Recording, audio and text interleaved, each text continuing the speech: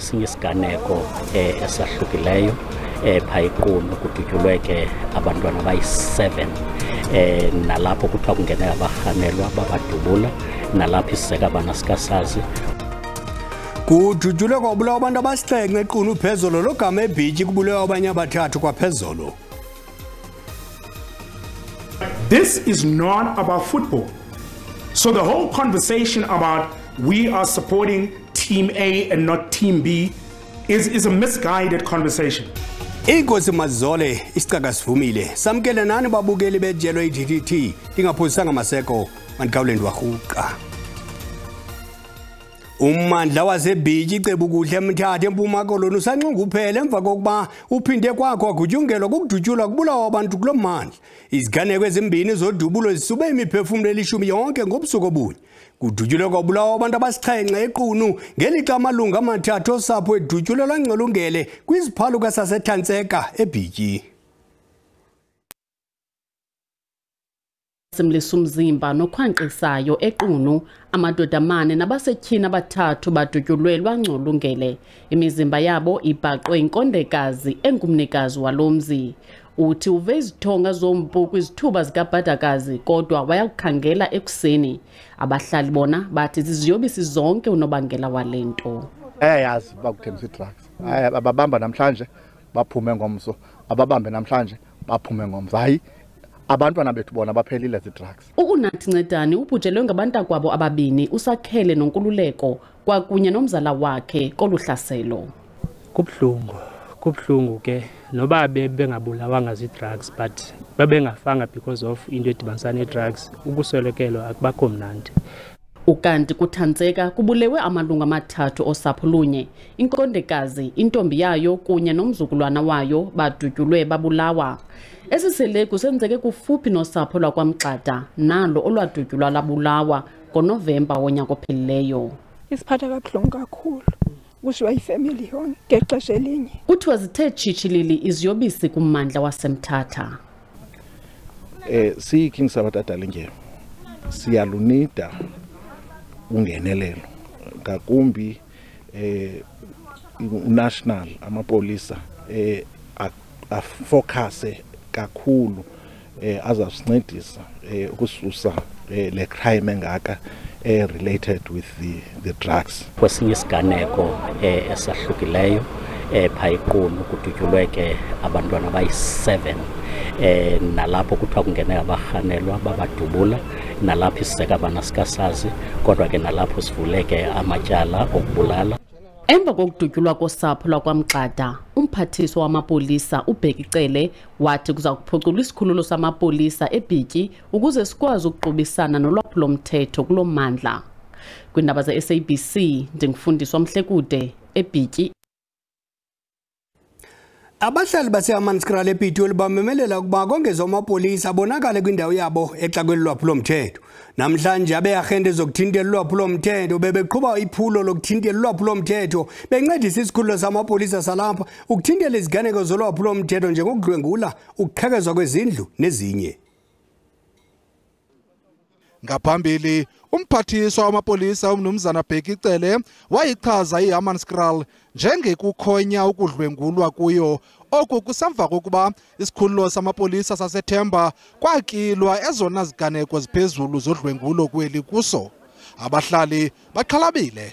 If there's a load shedding, that's when the cable are stolen.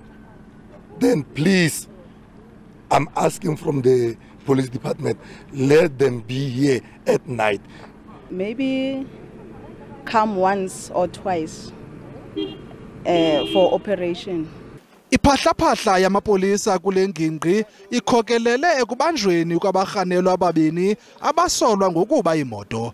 Omnye umrhanelwa uthe wayithenga imoto yakhe kuFacebook eyithenga R60,000 esithi ebengazi ukuba lilahle. Amapolisa akwabambe indoda ibinentsango. Kubanjwe abemi bangaphandle abakumashumi abangenazo impepha mvume zokuba kweli.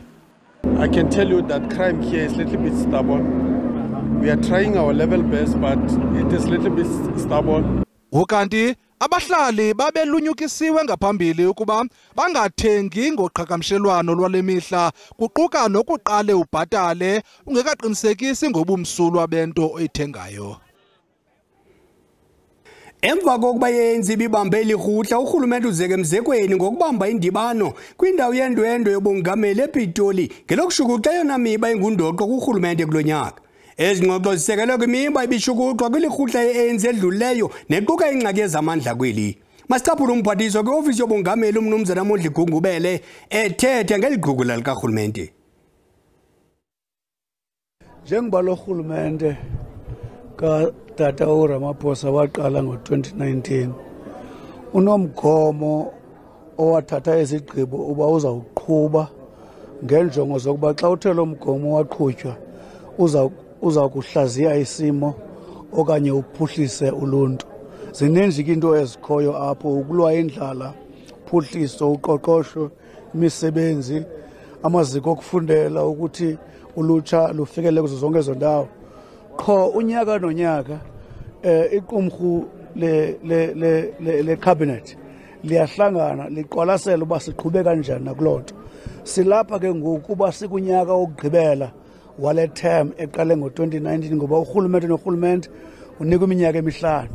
Silapha ke ngoku uzoqwalasela ukuba njengoba sijongene nengxaki yombane esicinezele entanyeni, sijongene nabo iqoqosho alusebenzi kakuhle ngenxa yamazwe onke, sizokujonga into yokubana koku sesikwenzile ngcebiso zini esizifumanayo ukuba singasebenza kanjani ukuba kulo nyaka abantu abangenamanzi bakhawuleze bawafumane, abantu abangenandawo yowendle bakhawuleze baye kuyo.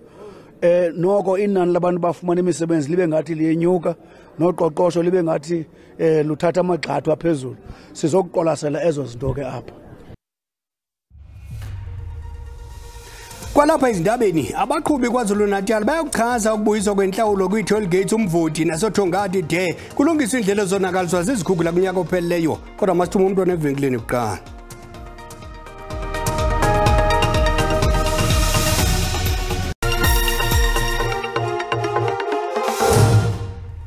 Sinamkela kwakhona kwindaba zelijelo uyakwazi ukubukela izindaba kwakhona kwijelo le-YouTube uthi SABC indaba zesiXhosa. Kwinqaku lokuqala sithe ingcaphephe zabaphathi ngemizimba yabangasekho ezithathe imizimba yabantu abasixhenxe abadutyulwe babulawo phezulu kwilali yaseQunu eMthatha. Kukholelwa ukuba oluhlaselo lweyamene neziyobisi ukanti kwabulewa abantu abathathu kwilali ekufuphi yakuthantseka eBhityi kwaseMthatha. Isicelo swakhe ngamagqwetha enkokeli ye-EFF umnumzana Julius Malema natyholwa nayo Adrian Snyman sokuba umantyi uAntoinette Olivia aziguzule kwityala labo lokudubula umpu esidlangalaleni sikhatyiwe inkundla yaseMonti. Amagqwetha ezisibini atyhola ngelithi eli tyala lizokuqhutywa ngokukhululekileyo phantsi kwale mantyi. Amagqwetha abamangalelwa atyhole uAntoinette Olivia ngokuzibandakanya kweli tyala. La magqwetha awaxolanga indlela uOlivia bebuza ngayo elinye lamangqina.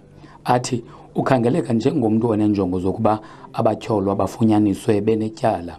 Ukanti uOlivia uzikhabile ezi zityholo. I've answered all your concerns in all the paragraphs cited on the application. I've given reasons for it. And therefore I find that the presumed bias you may feel is unfounded. Kusenjalo, amalungu e-EFF ebesenkundleni ezokuxhasa inkokheli yawo. uMalema uxelele abaxhasi bakhe ukuba akazokubhena kwesi sigqibo senkundla.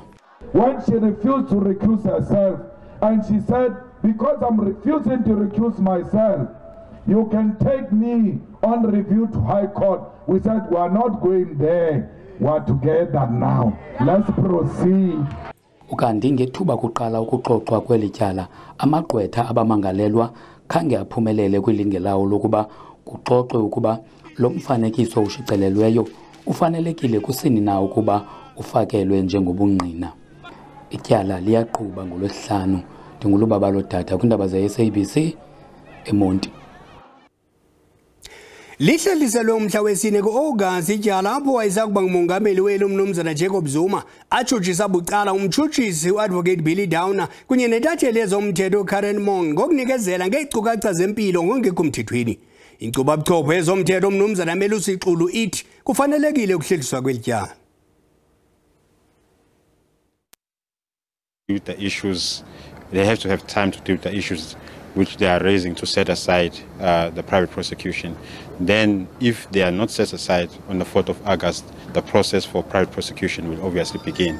So we'll have to wait until then to hear what decision will be made before August. It only makes sense. As we indicated in the morning, we did say we don't see anything being done much. We don't see any finalization of this matter today because there are a lot of issues. This case is connected to the arms deal and other issues. So it has to be dealt with. It needs time for it to be dealt with sufficiently. Abezotshutshiso bathi bafumene izikrokiso zokuba ukuba uWellington Sangweni kunye nowayesakuba ngusodolophu waseMkhondo uVusi Motha bayayinikwa ibheyile, idolophu yaseMkhondo eMpumalanga iza kutsha. Esisibini besenza isicelo sebheyile kwinkundla kamantyi yasePiet Retief kwaye sabanjwa emva kokubulawa kukaCeba uSibonelo Ntshangase.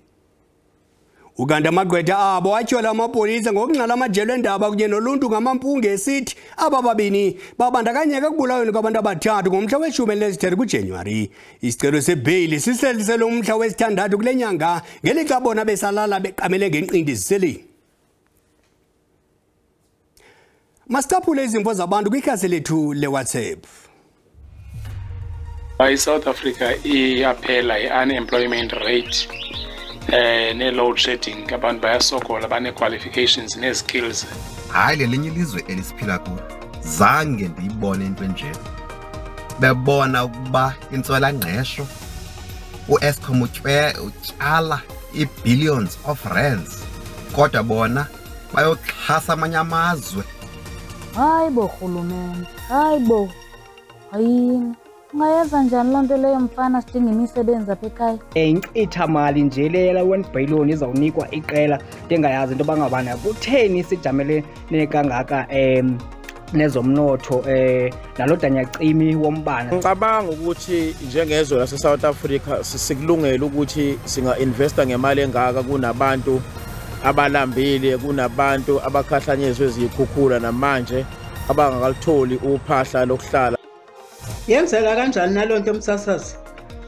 Yoba bathatha imali bahambe bayise kwamanye amazwe futhi beyisebholeni. Kuyacaca urhulumente wethu akasoza bahoya abantu balapha eMzantsi Afrika. Xa zathi ngoku imali ayithumele kulamazwe ekubeni abantu balapha benganamisebenzi belamba. Kuyinto enhle msakazi futhi kuyinto efuna siyishayele ihlombe elikhulu ezizakhamuzi zaseMzansi. Naye-ke umtshali imali ngoba phela ekugcineni sonke sisemabhizinisini uyazi ukuthi unenzunzo enkulu azoyenza. Xa caba le mali bethu nani ikhona into ntombi singalungiselwa umbane lo. Bakhe baboleke ke eligandelo lombane ke lilungisa ucimicimi lo wombane.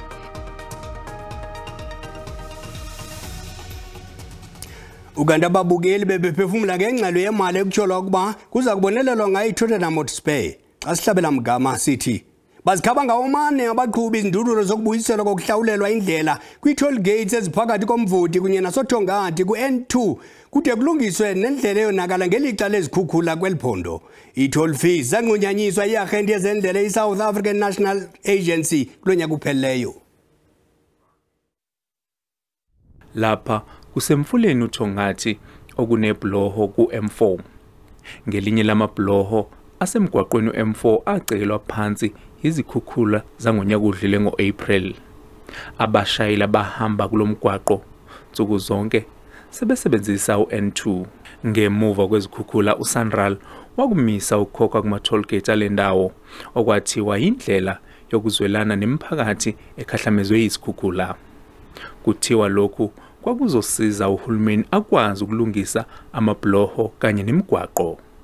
Kodwa sekudlule izinyanga ezishiyagalombili kwaba nezikhukhula ingxenye ka-M4 kanye no-R102 abakalungiswa ngokugcwele. Ezabantu abasebenzayo ngomgaqo ku-freeway sisebenzisa ngomgaqo lo oku-R102 around iBhalito no-M4. So leyo mgaqo eminingi yayo ibingakalungi kahle.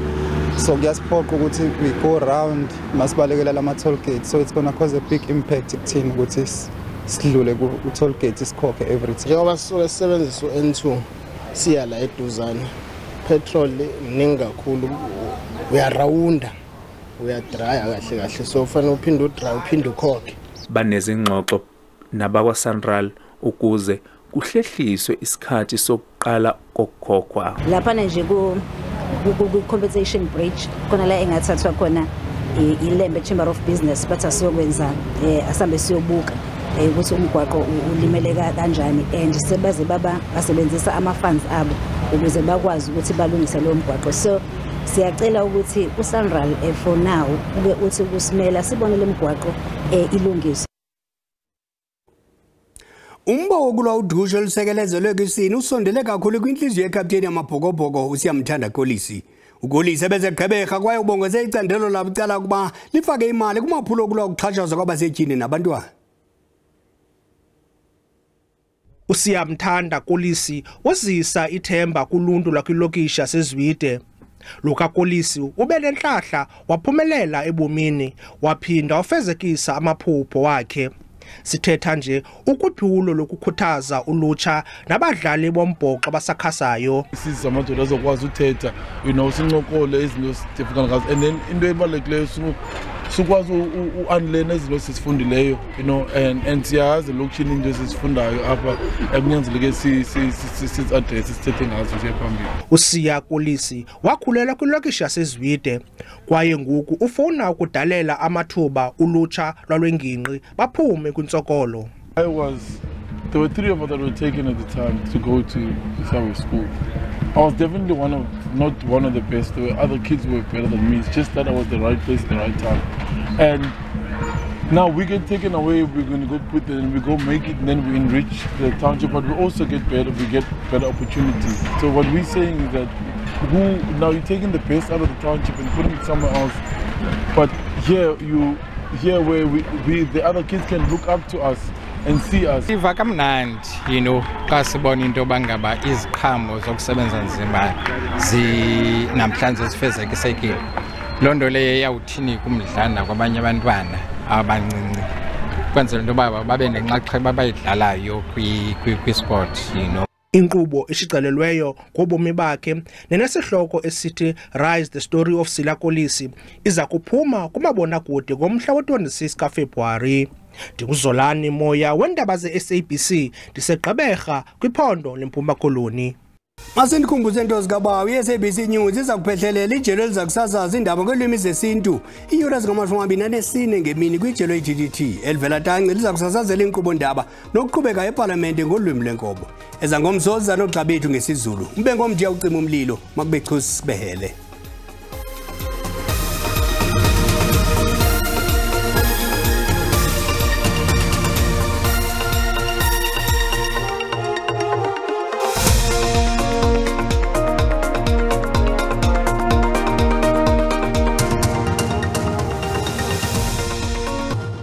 Sembukeli ngicela sikhongozele nalo uqikelelo lwemozulu ngokuhlanje mbukela thani bamahle kakhulu amathuba emvula phaya kwindawo ezikwempuma yelizwe sambona la 60% phaya eGauteng ukwehlela kompumalanga ngokunjalo naKwaZulu Natal kuyakudiga phaya eMpuma Koloni kanti ke bengamathutyana nje angephe emvula alindelekileyo phaya koLesotho ngokunjalo naphaya eFreystata ngomsoke mbukeli sabona into banoko asalindelekile lamathuba amahle emvula uqala phaya eMpuma Koloni KwaZulu Natal konyukela phaya eGauteng ngokunjalo napha kwindawo eziseNorthwest kanti ke mbukeli uqhube ngononophelo ngentseni phaya kuba kaloku kulindeleke izibhaxo zenkungu phaa kwindawo zokumntla-mpuma waseMpuma Koloni KwaZulu Natal ngokunjalo napha eMpumalanga kuyokuqhina phaya koPitoli lithe ke rholele ngamafu kwimimandla esentshona kanti ke mbukelo uyabongozwa into obuqaphele kaloku ezamvula ezimandla nezihamba nendudumo ezimandla phaya eMpumalanga ukwehlela KwaZulu Natal ngokuhlwanje ngomso ke mbukeli silindele into yoba phaa ngentseni yangomso noko kufudumale nje kakuhle phaa kwelaa phondo laseMpuma Koloni amaqondo abetha phaya ku20 phaya eMonti zebe ngu-17 eMthatha ngelixa ngu-14 pha eBethlehem ayathathisa ke Mbukeli ngo-21 degrees eliphalala